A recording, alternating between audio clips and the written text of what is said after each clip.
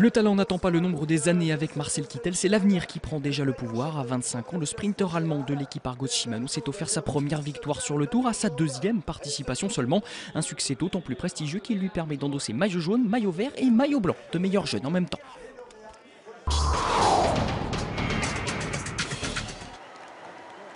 47 ans qu'un sprinter n'avait pu endosser le maillot jaune au soir de la première étape du Tour. En l'absence de prologue, ce grand départ de Corse était donc promis à l'un des gros bras du peloton.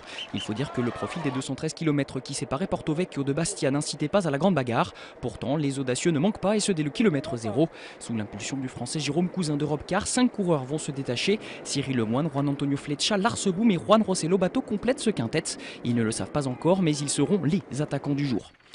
Devant un paysage grandiose, le peloton semble en effet faire encore un peu de farniente. Pas pour très longtemps. L'équipe Omega Pharma Quick-Step de Mark Cavendish a des idées et ne laissera jamais plus de 4 minutes d'avance au fuyard. À 60 km de l'arrivée, Lobato est le premier à se résigner. Pour lui, la journée a été fructueuse. Il arborera dimanche le maillot de meilleur grimpeur. Elle le sera moins pour ses 4 compagnons d'infortune repris à 37 km du but. Le scénario semble linéaire, sauf que 3 chutes vont émailler le final. Alberto Contador et Peter Sagan en seront les principales victimes. Le sprint massif dans les rues de Bastia reste inéluctable. Il offrira à l'Allemand Marcel Kittel de l'équipe Argo Shimano sa première victoire d'étape dans le Tour. Une grosse cote pour une journée décidément pas ordinaire.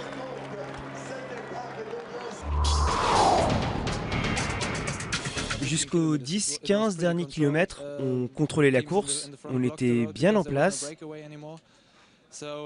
Jusqu'ici c'était assez simple et le chaos final a failli tout faire capoter, mais on est resté calme. L'équipe a fait le job pour continuer de me protéger et pour me permettre de gagner. Et pour tout cela, un grand merci à tous mes coéquipiers. Au classement provisoire pour l'instant, puisqu'il y a eu de nombreuses chutes dans les derniers kilomètres, c'est donc Marcel Kittel qui monte sur la plus haute marche du podium. Suivent Christophe et Van Poppel, mais il reste encore 20 étapes, le classement est donc anecdotique.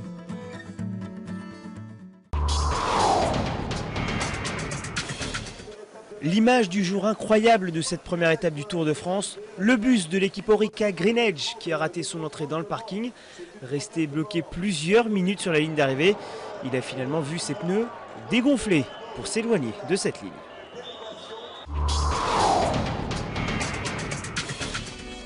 Et on se quitte avec une sortie de route volontaire, évidemment. Les rivages de la côte est de la Corse nous ont régalé. Dimanche, la montagne entre Bastia et Ajaccio va nous émerveiller.